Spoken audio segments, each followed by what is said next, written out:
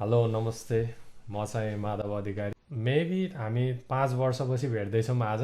First time मैले उहाँलाई visa apply गर्ने बेलातिर भेटेको थिएँ अनि पछि उहाँको भिजा लाग्यो, उहाँ यता आउनुभयो। जतिजना पनि हेर्दै हुनुहुन्छ मलाई चिन्नुहुन्छ होला चिन्नु हुँदैन होला होइन। अनि उहाँलाई एकदमै धेरै माया छ। निरज सरलाई फर्स्टमा चाहिँ मैले एसफिल्डमा भेटेँ, तर मैले केही पनि चेन्जेसहरू देखिनँ। जस्तो पहिला हुनुहुन्थ्यो त्यस्तै नै देखेँ। अनि हामी भाइहरूसँग कुरा गर्दा पनि खै सर अहिलेसम्म मोटाउनु भएको छैन भन्ने कुरा भयो। कुरा अब यहाँको खै फास्टफुडहरूले छुन नसके हो कि कस्तो हो, अझै मोटाउनु भएको छैन। बुढेसकाल लागिसकेको उमेरमा सर यता अस्ट्रेलियातिर किन लम्किनु हो भनेको बल्ल अलिअलि बुझ्दैछु। तर सबै कुराहरू चाहिँ मैले फुस्काउन अझै पाएको छैन, भन्दै भन्नु हुँदैन। तर अब यहाँ आइसकेपछि अब सरले अब रियल स्ट्रगलहरू के हो, दुःख के हो भन्ने अब बुझ्दै हुनुहुन्छ। उहाँले मात्रै होइन कि मैले पनि बुझिरहेको छु। उहाँलाई नेपाल राम्रो लाग्छ कि अस्ट्रेलिया राम्रो लाग्छ पढ्दाखेरि म एकदमै मिस गरिराख्ने कुरा साथीहरू अनि मलाई पढाउने सरहरूलाई चाहिँ म एकदमै मिस गर्छु। किनभने अब उहाँहरूले गर्दा नै म यहाँ छु होइन आज। अनि एकदमै मैले बिर्सिनै नसक्ने मुमेन्ट भनेको चाहिँ हामीहरू लाइक अब प्र्याक्टिकल हुने बेलामा जस्तो अरूहरूको ध्यान सिक्नेतिर हुन्थ्यो भनेपछि हाम्रो ध्यान चाहिँ चिकनहरू कसरी चोर्ने हुन्थ्यो। त्यहाँ अब नयाँ मेनु हेरेर हामीले आज चाहिँ के खान पाउँछौँ भनेर हामी फर्स्टमा चाहिँ हामी त्यो सोध्ने गर्थ्यौँ, कसैसँग बोल्ने गर्थेन। तर पछि सबैसँग घुलमिल हुँदाखेरि हामी यस्तो घुलमिल भइसकेको थियौँ कि हाम्रो सेक्सनको साथीहरूले एउटा चाहिँ एकदमै फटाइ काम गरेको थियौँ। म कलेजमै भएको भइदिएँ, थाहा पाइदिएको भइदिएँ सायद मेरो त्यो फी बराबरै मैले अनि त्यसपछि अर्को खर्च पनि तिर्नुपर्ने हुन्थ्यो होला। खासमा के भएको थियो भन्दाखेरि हामीहरू चाहिँ हाम्रो त्यो जुन टिचरहरू उभिने एउटा बोर्ड हुन्छ अगाडि, त्यो व्हाइट बोर्डको अगाडि, त्यसमा गएर चाहिँ हामी 4-5जना, मैले नाम चाहिँ लिएन, अब उनीहरूले यो भिडियो देख्दा बित्तिकै थाहा पाइसक्यो होला। हामी 5-6जना, मेरो केटी साथीहरू पनि थियो, केटा साथीहरू पनि थियो। हामी उफ्रिँदा फेरि त्यो भाँचिएको थियो। त्यो भाँचिँदा बित्तिकै सबै हामी आफ्नो सिटमा बस्यौँ। लास्टमा अनि सरले सोध्नुभयो, पछि हामीले चाहिँ सबैले त्यो गल्ती चाहिँ लुकाउन खोजिरहेको थियौँ। अनि त्यो यदि म त्यहाँ कलेजमा भएको बेला सरले थाहा पाउनु भएको भइदिए सायद मैले त्यो फर्निचरको प्राइसहरू सबै तिर्नुपर्ने हुन्थ्यो। अहिले चाहिँ म अस्ट्रेलिया छु, सो म बाँचिरहेको छु। अस्ट्रेलिया आउँदा चाहिँ मेरो एकदमै मिल्ने सानोको साथी देवराजले चाहिँ मलाई उसले आफ्नै रुममा राख्यो। सो फर्स्टमा आउँदाखेरि चाहिँ मेरो फर्स्ट जब भनेको चाहिँ मैले कामै पाएको थिएन। 2 महिना त म त्यत्तिकै बसेको। 2 महिनापछि चाहिँ एकजना आफ्नो रिलेटिभ्सबाट चाहिँ मैले भर्खरै न्युली ओपन एउटा रेस्टुरेन्टमा चाहिँ ट्रेनिङको चाहिँ पाएको थिएँ। तर मलाई पे चाहिँ गर्थ्यो, तर ट्रेनिङमा थिएँ म त्यहाँ। 3 मन्थ्स जति म इन्डो चाइनिज सेक्सन ट्रेनिङ लिएँ।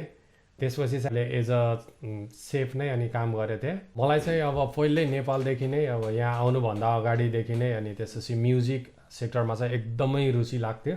लाइक अब मैले बिट बक्सिङहरूदेखि लिएर अरू गानाहरू गाउने, गिटारहरू बजाउने, म्युजिकल इन्स्ट्रुमेन्ट अरू पनि फ्लुट, पियानोहरू बजाउने चाहिँ गर्थेँ नेपालदेखि नै। तर यहाँ आइसकेपछि कामको प्रेसरले फर्स्टमा चाहिँ गर्न पाएन। लेटर चाहिँ मैले अहिले फेरि मैले त्यसमा वर्कआउट गर्न थालिसकेको छु। सो केही समयपछि अब म फेरि राम्रो भएर त्यसमा आउनेछु। लाइक मेरो चाहिँ एकदमै ठुलो ड्रिम भनेको चाहिँ प्रोफेसनल बिट बक्सर हुने नै थियो। अनि एकदम प्रोफेसनल लेभलको बिट बक्सरहरूसँग चाहिँ गर्ने थियो। सो म चाँडै नै त्यो पनि गर्दैछु, यहाँको अस्ट्रेलियन बिट बक्सरहरूसँग कम्पिट पनि गर्दैछु र म एकदमै राम्रो भएर निस्किनेवाला छु। र मैले एकदम त्यो भिडियोहरू अथवा मसँग जे पनि हुन्छ मेरो एक्सपिरियन्सहरू के भयो त्यो पनि म सेयर गर्नेवाला छु। मैले अब पहिल्यै नेपालदेखि नै अनि बिट बक्सिङ गरिरहेको हुन्थेँ। यहाँ आएर अलिकति अझै इम्प्रुभ गरिरहेको छु र मेरो भोकलमा चाहिँ मैले एकदमै प्र्याक्टिस गरेर टेक्निकहरू चाहिँ बिट बक्समा ल्याइसकेको छु। र म आज अलिकति मैले के इम्प्रुभ गरेँ, किनभने मलाई पहिला चाहिँ फर्स्टमा कलेजमा जाँदा मेरो फर्स्ट नामै बिट बक्सर भनेर चिन्थ्यो मलाई। तर अब यहाँ आइसकेपछि चाहिँ मैले कति इम्प्रुभ गरेँ अनि मैले के कुराहरू सिकेँ यहाँ आएर, त्यो चाहिँ म सेयर गर्छु। लाइक म छोटो चाहिँ बिट बक्स हानेर सुनाउँछु। मलाई चिन्नु हुनेहरूले चाहिँ त्यहाँ कमेन्ट गरिदिनु होला र मैले के इम्प्रुभ गर्नुपर्छ त्यो पनि भनिदिनु होला।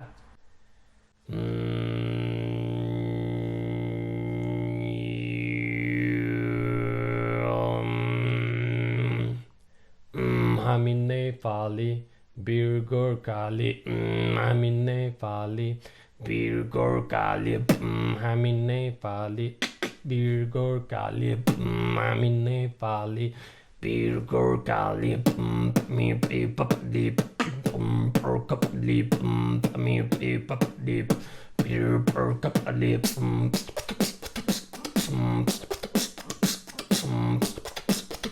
cinnamon, cinnamon, cinnamon, cinnamon, cinnamon, cinnamon, cinnamon, mama,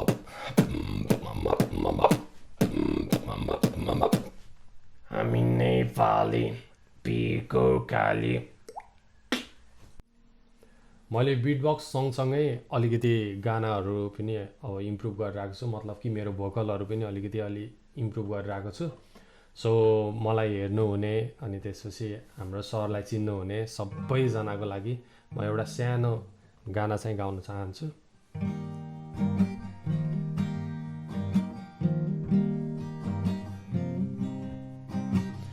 पात बजाउने मायालाई भेटियो, मायालाई भेटियो, यो मनको तिर्सना मेटियो।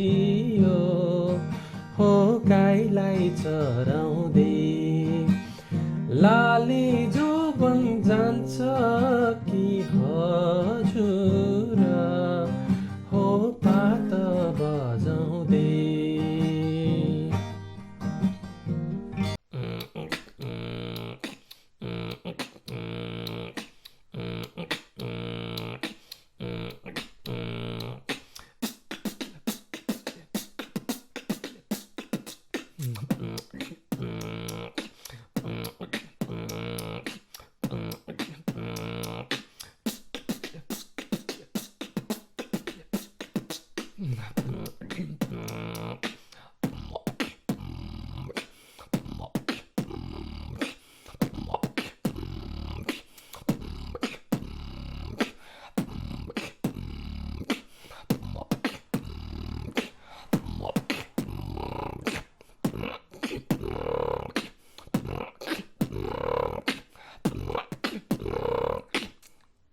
लास्टमा चाहिँ म के भन्न चाहन्छु भन्दा सरलाई एकदमै धेरै धेरै धेरै धन्यवाद छ मेरो यो ठाउँमा आउनुभयो र मैले धेरै पछि आफ्नो कलेजहरूको यादहरूलाई चाहिँ फेरि लिन पाएँ।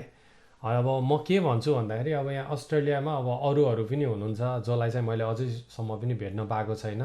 उहाँसँग चाहिँ सर गएर यस्तै भिडियोहरू उहाँहरूको पनि बनाएर भोइसहरू सुन्न पाऊँ। अनि यसमा पढ्दा मलाई सहयोग गर्ने अथवा मलाई माया गर्ने सरहरूलाई सबैलाई म एकदमै हृदयदेखि नमस्ते भन्न चाहन्छु। Thank you.